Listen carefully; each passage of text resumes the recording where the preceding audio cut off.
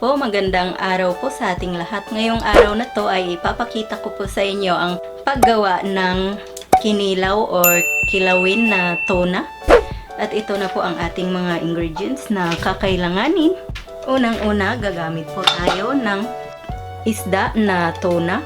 Pagkatapos, gagamit din po tayo ng sibuyas, luya, cucumber, kalamansi juice, asin, at saka suka. Ngayon po ay sisimulan ko na po siyang paghahalo-haluin.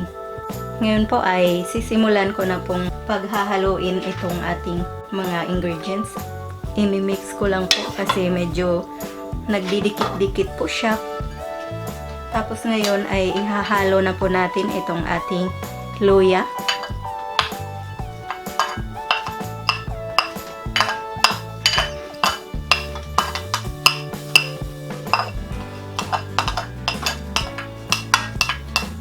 Hiniwa ko po ng maliliit na pagkahiwa itong ating luya. Tapos hahaluin lang po natin para ma-spread po siya dito sa ating tuna. At pagkatapos po niyan ay isusunod na natin itong ating sibuyas.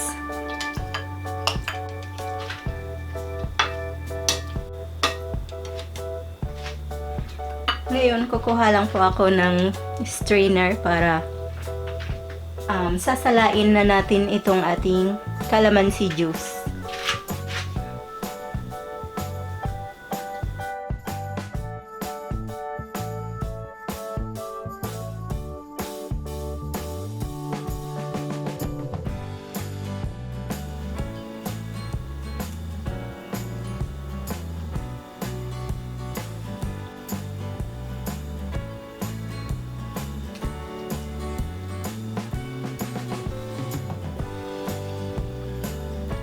Mamaya po ipapakita ko po sa inyo pagka titimplahan ko na po siya ng asin.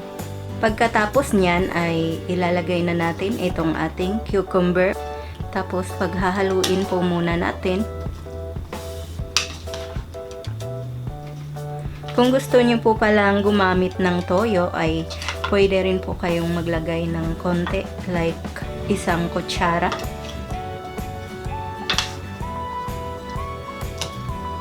Pero itong sa akin ay hindi ko na po siya lalagyan. Tapos titimplahan na po natin ng asin.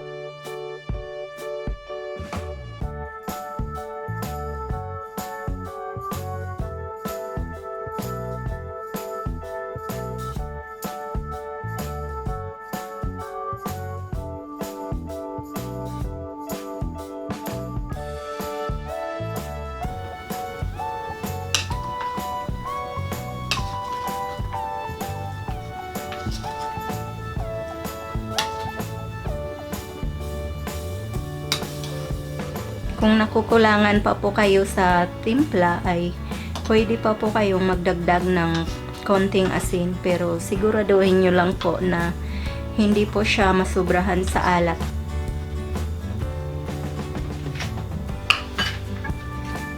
Ngayon po ay pwede na natin siyang lagyan ng suka.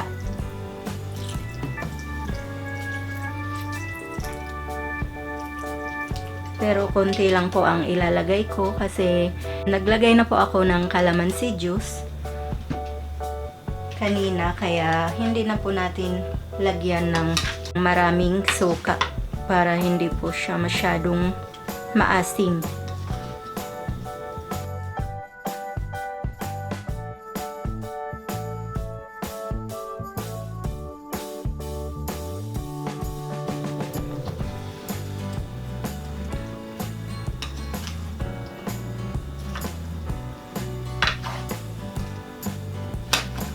Parang dry pa po siya, so magdadagdag po ako ng konting suka. Yan.